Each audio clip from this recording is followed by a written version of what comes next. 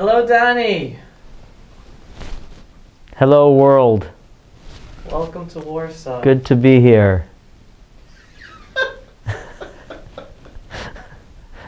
This is your first time ever in Poland, correct? Yes, it is. What did you expect to see?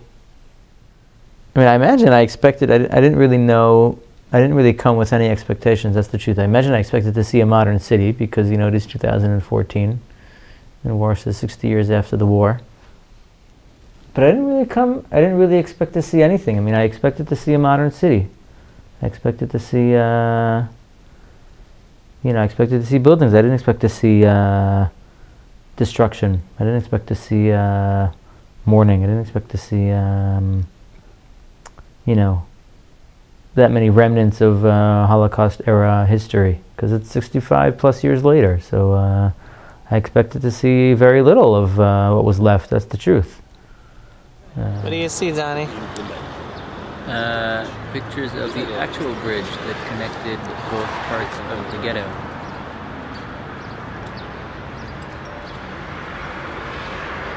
Hard to imagine. Yeah. Now it's a very lively, beautiful city.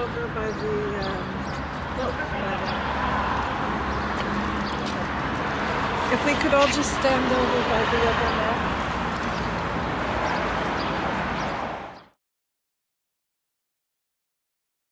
When we say, there's sometimes this misunderstanding about destruction of the ghetto. When we say the ghetto was completely destroyed, we mean the ghetto as it was during the ghetto uprising in 1943. But it was much smaller. We explained it on this map. It was much smaller than the original ghetto. This way it was excluded from the ghetto. It was given to the Polish. Chlodna 20, which at the time was the tallest building in this area of the ghetto. This is the actual building. And the head of the Judenrat, of the Warsaw Ghetto Judenrat, lived here. And at some point, he committed suicide. When did he commit suicide? Huh? When did he commit suicide? He committed suicide on 23rd of July 1942. Was that after one of the actions, one of the This was the beginning of the gross action of the big deportation to Treblinka. So it was after he personally put together the list. He was charged by the Germans with obligation to bring 6,500 Jews every day to the Umschlagplatz. And then he understood that that was the end of everything. That he could not even try to help the community anymore. And as a sign of protest and despair, he committed suicide. Wow.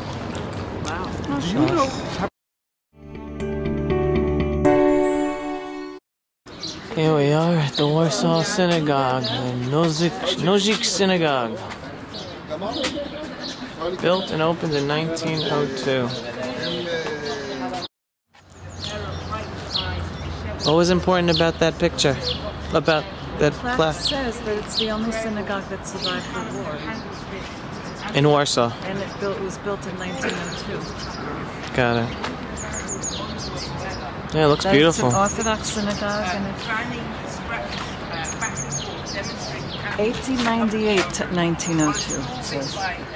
This is the surviving synagogue of the Warsaw Ghetto area, the Nozik Synagogue. Nozik, that's what it's called? Nozik.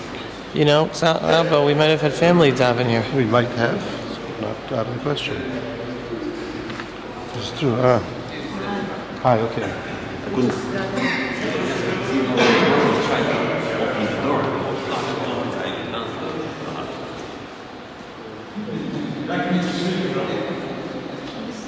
Here we are walking back from the Nozik Synagogue, back to the car. We're gonna go check into our hotel now.